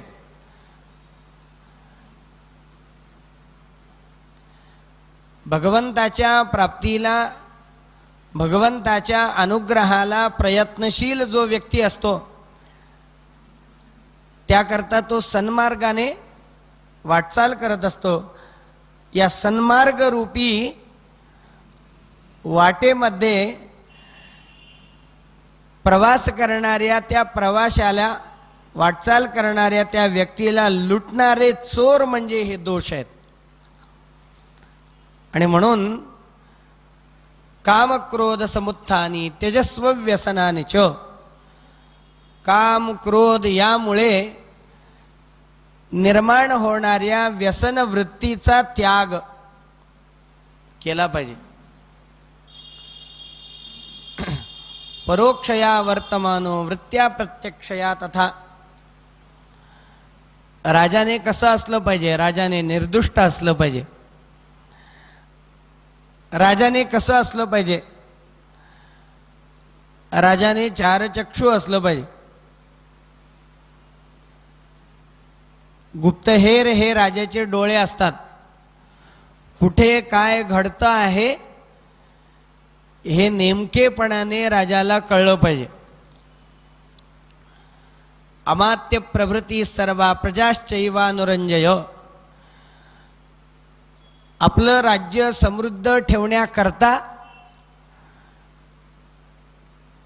योग्य पद्धतीने गुणवत्ता पाहूनच मग मंत्र्यांची योजना केली पाहिजे. कोणालाही कोणत्याही पदावर आसीन करू नये. तो ते पद सांभाळण्याच्या लायकीचा आहे की नाही हे पाहावं, मग नियुक्त करावं, अधिकार पाहून पद द्यावं आणि मग त्या पदासीन व्यक्तीच्या सोबत प्रेमाने वागून त्याच्या मदतीने आपलं राज्य राजाने समृद्ध केलं पाहिजे.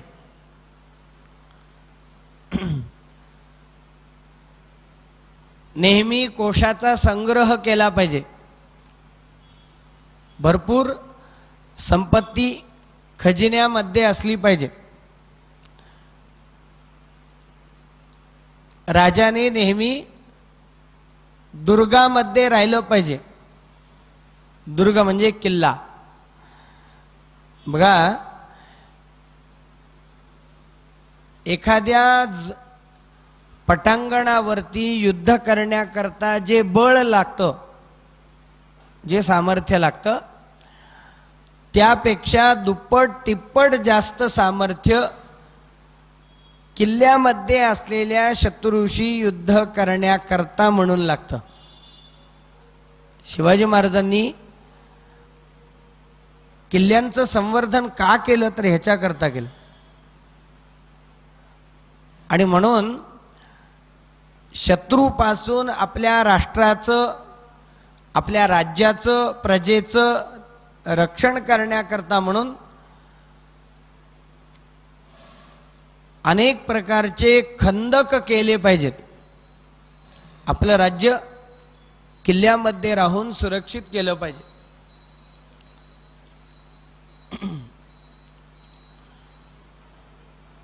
तस्मात् पुत्रत्वमात्मानं नियम्येवं समाचर तश्रुत्वा सुरदस्तस्य रामस्य प्रियकारिणः त्वरिता शीघ्रमागत्य कौसल्यायै निवेदयत्. मी तुझा युवराज म्हणून अभिषेक करणार आहे, मी तुला नियुक्त करणार आहे. तेव्हा अतिशय दक्षतेने वाग, सावधपणाने वाग, असा उपदेश रामाला दशरथ राजा करतोय. रामाच्या सोबत त्याचे अनुयायी अनुचर जे लोक होते, राम युवराज होणार ही खबर त्यांना कळाली आणि त्यांनी ताबडतोब कौसल्येला जाऊन ती खबर सांगितली. कौसल्येला अतिशय आनंद आला. आनंद अतिरेकामध्ये कौसल्येने आनंदाच्या भरात अनेक दानधर्म केले, निरनिराळी व्रत केली, निरनिराळ्या देवतींची पूजन केली. सा हिरण्यंच गाश्चैव रत्नानि विविधानि च व्याधिदेशप्रिया केभ्यः कौसल्या प्रमदोत्तता. दशरथ राजाचा निरोप घेऊन रामचंद्र परत वापस गेले. कौसल्याची भेट घेतली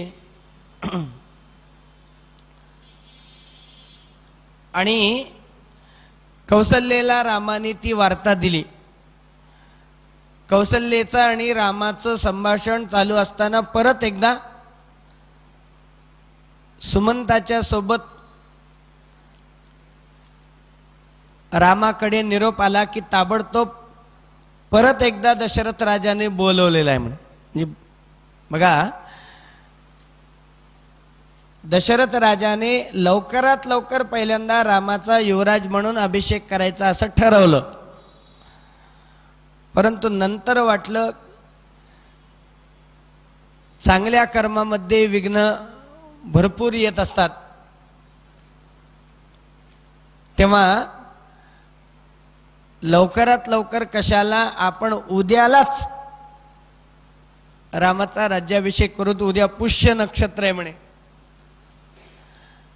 हे नक्षत्र अगदी उत्तम आहे आणि म्हणून उद्याच आपण रामाचा राज्याभिषेक करूत. म्हणून परत एकदा रामाला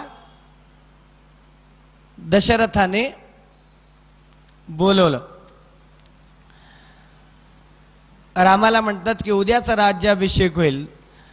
राम म्हणतो असं कसं, भरत नाही, शत्रुघ्न नाही, भरताचा तो मामा कैकेयीचा भाऊ युधाजित तो येऊ शकणार नाही, माझे सासरे जनक राजा एवढ्या लवकर येऊ शकणार नाहीत. म्हणे ते असतील की नसतील आपण लवकरात लवकर राज्याभिषेक करूत का? कारण दशरथ राजा म्हणतो की मला माझा प्राण जायचा वेळ, माझा मृत्यू जवळ आलेल्याची लक्षणं काही जाणवू लागलेली आहेत. दशरथाने घाई का केली त्याचं कारण आहे. भरताला का येऊ दिलं नाही, भरताची का वाट बघितली नाही, त्याचं कारण म्हणजे भरताला आपलं मरण जवळ आलेल्याची काही लक्षणं जाणवू लागली. ती लक्षणं काय होती? अद्यचाद्या शुभान राम स्वप्नान पश्यामि राघव सन्निघाता दिवोल्काश्च पतंती ही महास्वनाः. म्हणजे मला वाईट वाईट स्वप्न पडायला लागलेले आहेत. आज मला स्वप्न पडलं की मी गाढवावरती बसून दक्षिण दिशेला चाललेलो आहे. आज मला स्वप्न पडलं की मी तीळ आणि भात एकत्र खातोय. आणि ही सगळी स्वप्न मृत्यू जवळ आलेल्याची सूचना देणारी आहे. उल्कापात होताना मी पाहिलं. अवष्टभ्यंच मे राम नक्षत्रम दारुणग्रही आवेदयन्ति देवज्ञा सूर्यांगारक राहुभिः. जेव्हा एखादं काही मंगल कार्य आपण करत असतो त्या मंगल कार्याकरता ग्रहांची अनुकूलता पाहिली जाते. तुझा युवराज म्हणून अभिषेक करण्याकरता म्हणून मी ज्योतिषांना तुझी पत्रिका दाखवली, तुझं ग्रहमान कसं आहे, आणि प्रसंगाने माझी सुद्धा पत्रिका दाखवली तर ज्योतिषांनी मला सांगितलं म्हणे ज्योतिष की माझ्या जन्म नक्षत्राच्या ठिकाणी सूर्य, मंगळ आणि राहू हे तीनही ग्रह माझ्या जन्म नक्षत्राच्या ठिकाणी आलेले आहेत. आणि ज्योतिषांचं म्हणणं आहे की प्रायेणच निमित्तानां ईदृशानां समुद्भवे राजा मृत्युम अवाप्नोति घोराम चापदमृच्छति. माझ्या जन्म नक्षत्राला सूर्य, मंगळ, राहू या ग्रहांनी एकदाच ग्रासलेला आहे, प्रभावित केलेला आहे. आणि ज्योतिषी असं म्हणतात की अशी वेळ जेव्हा येते तेव्हा प्रायशः त्या व्यक्तीचा मृत्यू किंवा जर तो राजा असेल तर त्याच्या राज्यावरती एखादं दारुण संकट येण्याचं ते लक्षण सांगितलेलं आहे. आणि म्हणून तद यावदेव मे चेतो न विमुष्यन्ति राघव तावदेवा विचंचस्व चलाहि प्राणिनां मतिहि. आणि म्हणून जोपर्यंत,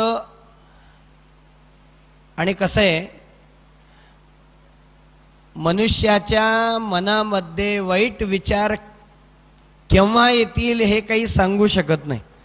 आत्ता माझे चांगले विचार आहेत, आत्ता माझी प्रवृत्ती आहे की तुला राज्याभिषेक करण्याची, पण उद्या जर ती माझी प्रवृत्ती मनातली गेली तर, कदाचित माझा प्राण गेला तर. बघा इथे काही मृत्यू जवळ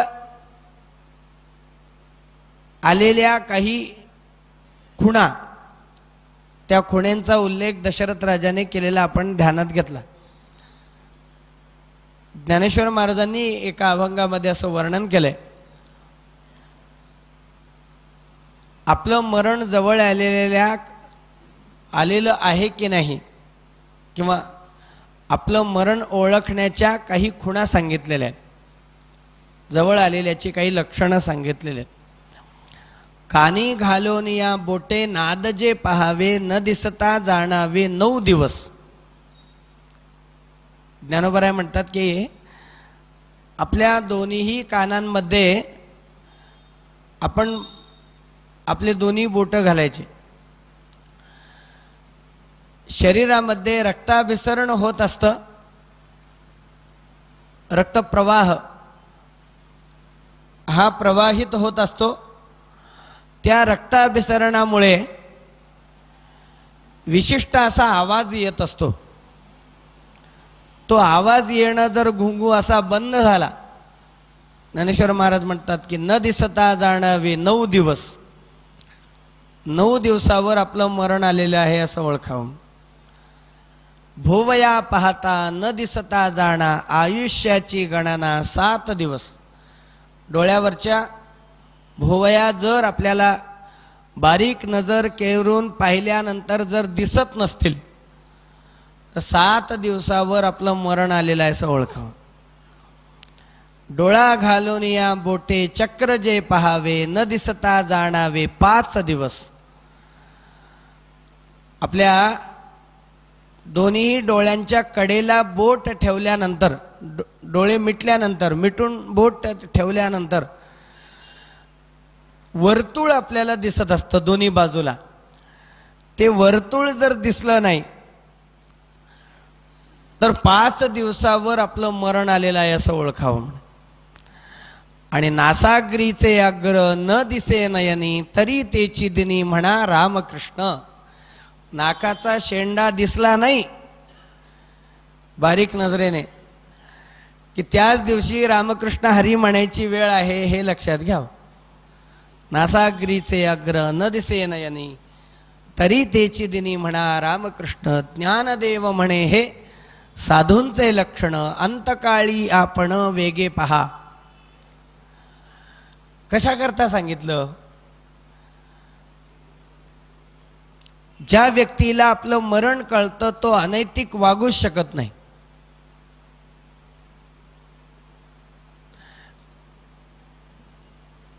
आणि म्हणून आपल्या वर्तनामध्ये अनैतिकता येऊ नये, असू नये, ह्याकरता मृत्यूची चाहूल ओळखण्याची ही लक्षणं आहेत. राजा दशरथ म्हणतो की मला ही सगळी लक्षणं जाणवू लागलेली आहेत, तेव्हा जोपर्यंत प्राण जात नाही तोपर्यंत तुला युवराज म्हणून नियुक्त करतो. उद्याच तुझा राज्याभिषेक होईल. विप्रोषितश्च भरतो यावदेव पुरादितः, तावदेवाभिषेकस्ते प्राप्त कालो मतो मम. आणि दुसरी गोष्ट, भरत इथे नाही हे पथ्यावरच आहे. कारण कसं आहे, खरोखर भरत हा सज्जन आहे. दशरथ राजा म्हणतो तुझ्यापेक्षा धार्मिक आहे. रामापेक्षा भरताला दशरथ राजाने धार्मिक ठरवलेला आहे. कामं खलु सतां वृत्ते भ्राता ते भरत स्थितः, ज्येष्ठानुवर्ती धर्मात्मा सानुक्रोशो जितेंद्रियः.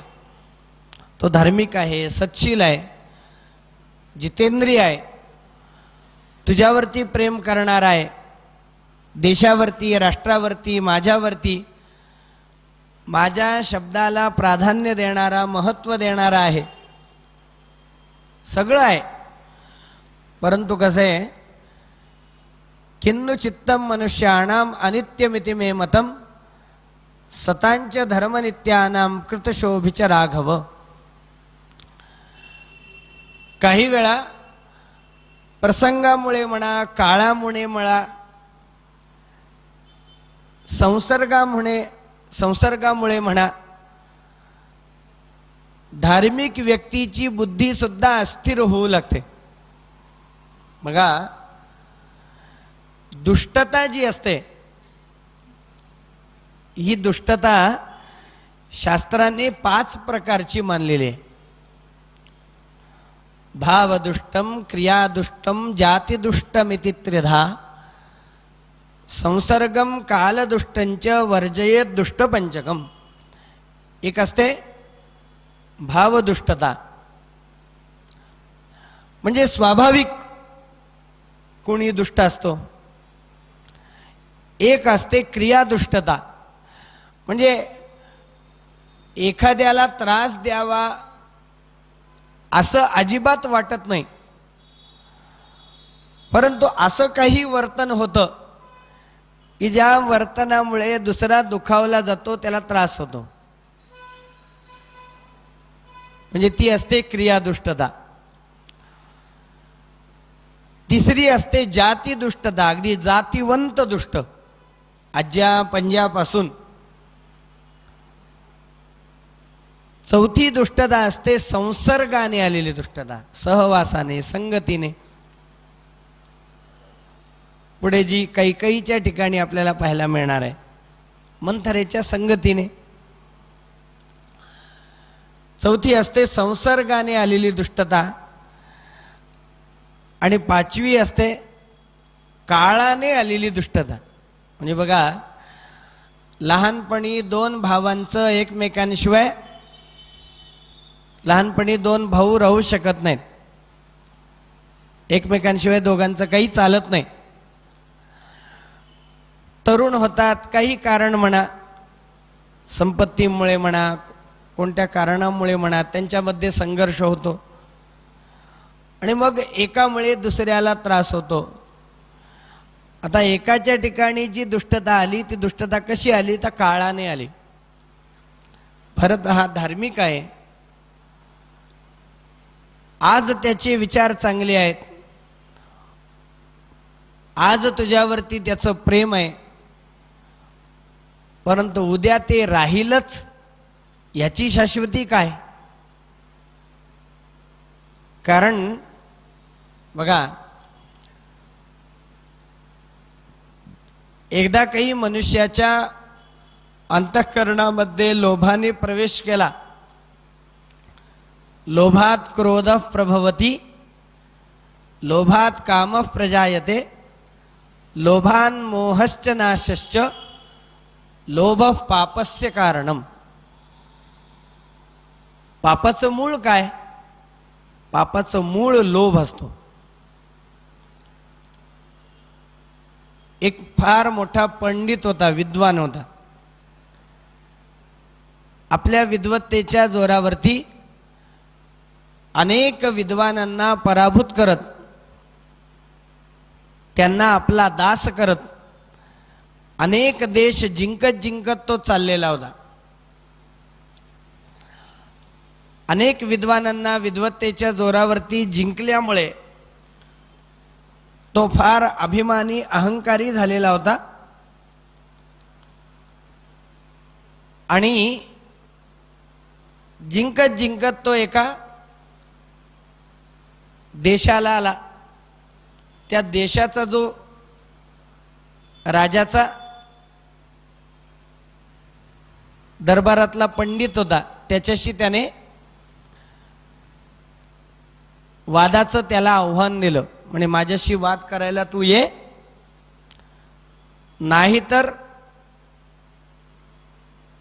माझं दास्यत्व तू स्वीकार. तो म्हणाला ठीक आहे, काही हरकत नाही. म्हणे उद्या आपण, मला थोडा अवधी द्या, उद्या आपण वादाला सुरुवात करू. झालं. तो जो विद्वान आहे तो चिंताग्रस्त होऊन गेला की एवढा मोठा विद्वान आहे, आपल्यापेक्षा त्याची विद्वत्ता मोठी आहे, त्याने आपल्याला आव्हान दिलेलं आहे, आपण आव्हान स्वीकारलेलेही आहे, परंतु आता त्याच्याशी वाद कसा करावा? त्याची मुलगी मोठी हुशार होती. ती म्हणाली, बाबा तुम्ही काही त्याच्याशी वाद करत बसू नका, तुम्ही फक्त त्याला गेल्या गेल्या मी सांगते तो प्रश्न विचारा, मला खात्री आहे की त्या प्रश्नाचं उत्तर तो देऊ शकणार नाही. तो म्हणतो काय विचारायचं? म्हणे त्याला तुम्ही फक्त विचारा पापाचा बाप कोण. त्याप्रमाणे त्याने त्या विद्वानाला विचारलं. बरं, हा प्रश्न कोणत्याच ग्रंथात त्यांनी पाहिलेला नव्हता. त्याने अनेक ग्रंथ पाहिले, धुंडाळले, स्मृत्या पाहिल्या, शास्त्र पाहिली, पुराण पाहिली, त्याला काही सापडायला तयार नाही. पापाचा बाप कोण? पर प्रश्न असा होता, पापाचं मूळ काय असा प्रश्न नव्हता. तो जर असता तर कदाचित त्याला उत्तर सापडलंय असतं.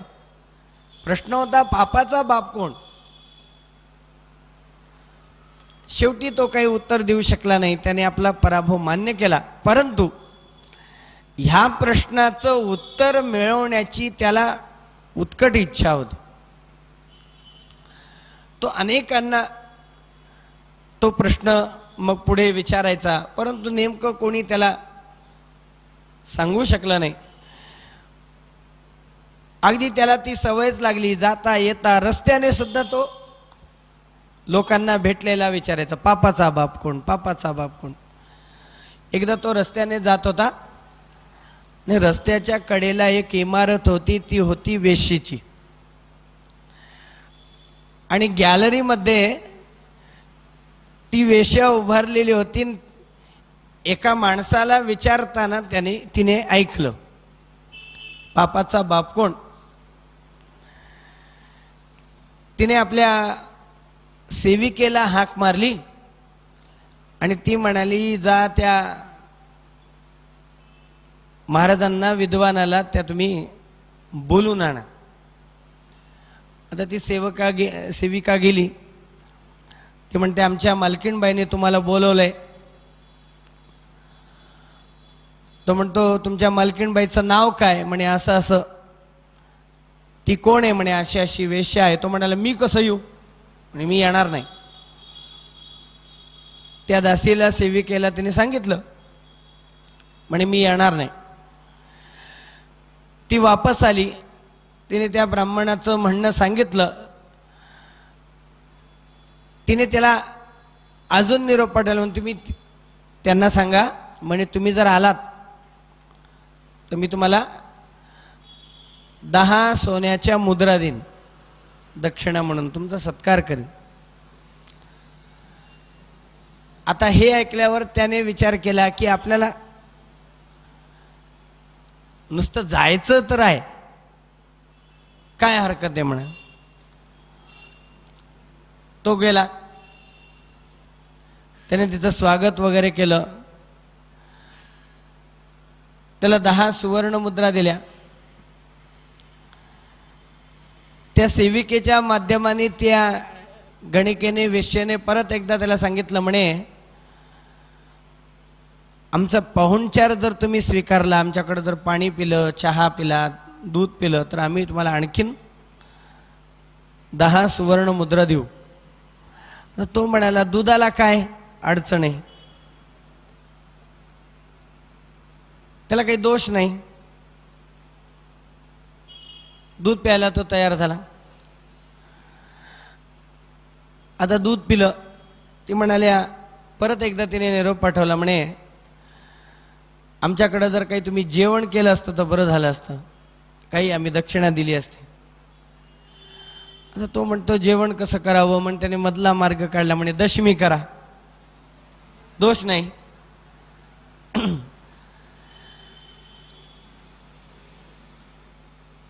दशमी केली. दशमी त्याने खाल्ली. आणि हे सगळं झाल्यावर ती त्याला म्हणते की तुम्हाला प्रश्न पडला होता ना, पापाचा बाप कोण.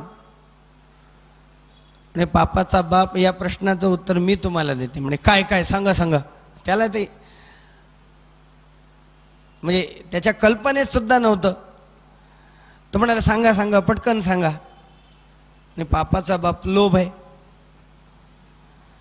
बघा, तुम्ही षटशास्त्री ब्राह्मण, अनुष्ठानी असे, परंतु त्या 10 सुवर्ण मुद्रांच्या लोभापायी पहिल्यांदा तुम्ही माझ्या घरी आलात. आणखीन काही सुवर्ण मुद्रांच्या लोभापायी तुम्ही माझ्याकडे दूध पिलत आणि आणखीन काही सुवर्ण मुद्रांच्या लोभापायी तुम्ही माझ्याकडे जेवण सुद्धा केलं. हे कशामुळे घडलं?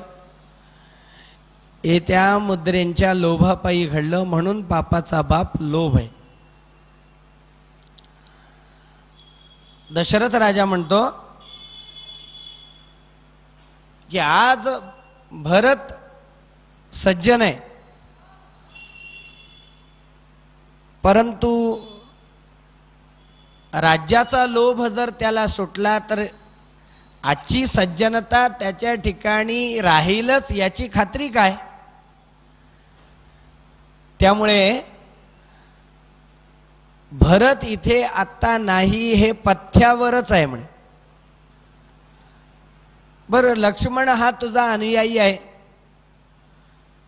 तुझा राज्याभिषेक होणार याचा लक्ष्मणाला आनंदच झालेला आहे. भरताचा अनुयायी शत्रुघ्न असल्या कारणाने कदाचित भरताला जर लोभ सुटला तर त्या लोभाची परिपूर्तता करणं किंवा राज्य भरताला मिळवून देण्याचा प्रयत्न तो शत्रुघ्न करेल, पण तोही नाही. त्यामुळे जोपर्यंत माझा प्राण जात नाही, जोपर्यंत माझ्या मनामध्ये दुसरे काही वाईट विचार येत नाहीत, प्रतिकूल विचार येत नाहीत, जोपर्यंत इथे भरत नाही तोपर्यंतच तुझा राज्याभिषेक झालेला चांगला. असं रामाला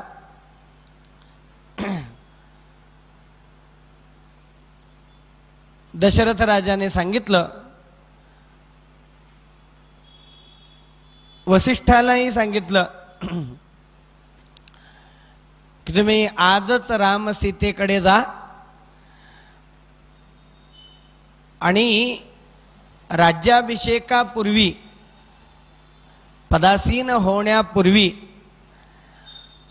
जे काही नियम आचरले पाहिजेत, ज्या ज्या काही गोष्टी केल्या पाहिजेत, त्या त्या सगळ्या नियमांचं तुम्ही रामाला, सीतेला ते सगळे नियम सांगा, त्यांच्यासमोर त्याचं वर्णन करा.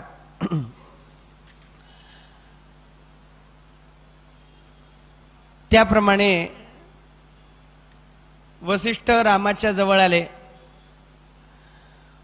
वसिष्ठांनी रामाला, सीतेला ते सगळे नियम सांगितले की आज तुम्ही दर्भाच्या आसनावरती झोपलं पाहिजे, चटईवरती झोपलं पाहिजे,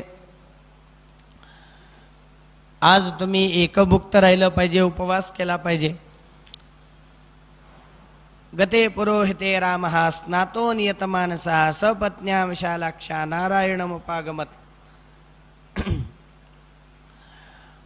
आणि होता होता रामाच्या राज्याभिषेकाची वार्ता सगळ्या अयोध्येमध्ये पसरली आणि सगळे अयोध्यावासी लोक राज्याभिषेकापूर्वीच उत्सवाला सगळ्या अयोध्यावासी लोकांनी प्रारंभ केला. अयोध्येमधली सगळी मंदिरं अलंकृत करण्यात आली. अयोध्येमध्ये सगळ्या लोकांनी उत्स्फूर्तपणाने आदल्या दिवसापासून आपल्या घरावरती गुढ्या उभारायला सुरुवात केल्या. सगळ्यांनी आपापल्या घरांच्या समोर मोठमोठ्या रांगोळ्या घालायला सुरुवात केल्या. या राज्याभिषेकामध्ये कोणतंही विघ्न येऊ नये याकरता निरनिराळ्या देवतेंचं पूजन अयोध्यावासी लोकांनी सुरू केलं. माता कौसल्या सुद्धा निर्विघ्नपणाने रामाचा अभिषेक व्हावा याकरता प्रयत्नशील होते. आणि हा सगळा अयोध्येमधल्या लोकांचा तो उत्साह, तो उत्सव कैकेयीची दासी असलेल्या मंथरेने पाहिलं. रामाचा तई विनाकारण द्वेष करणारी अशी होती. तिला ते काही ती सहन झालं नाही. आणि कैकेयीचं मन कलुषित करण्याकरता म्हणून ही मंथरा जी आहे कैकेयीच्या महालाकडे प्रस्थान करते आहे. रामाचा राज्याभिषेकाची वार्ता कैकेयी आता कैकेयीला मंथरा सांगेल, त्यामुळे पहिल्यांदा ती आनंदित होईल. परंतु रामाचा राज्याभिषेक जर झाला तर त्याच्यामध्ये कसं तुझं नुकसान होईल हे अगदी समजावून मंथरा कैकेयीला सांगेल, ज्याचा परिणाम म्हणून दशरथाकडून रामाकरता वनवास व दशरथाकडून भरताकरता राज्य हे दोन वर मागायला लावायला कैकेयीला ती प्रवृत्त करेल. कैकेयी कसे वर मागते त्याचा परिणाम म्हणून रामचंद्र कशा प्रकारे वनवासाला जाण्याकरता म्हणून प्रवृत्त होतात. रामाची ही वनवासाला जाण्याची प्रवृत्ती लक्ष्मणाला क्रोध आणणारी कशी होते. लक्ष्मणाला शांत करण्याकरता दैव दुर्विलास, दैवाचं वर्णन रामाने केल्यानंतर लक्ष्मण पुरुषार्थाचं महत्त्व कसं सांगतो, राम वनवासाकडे कसं प्रस्थान करतात, हे सगळं कथानक आपल्याला श्रवण करायचं आहे. काही काळच्या विरामानंतर परत एकदा आपण कथेला प्रारंभ करू. सीताकांत स्मरण जय जय राम. महारुद्र हनुमान की जय.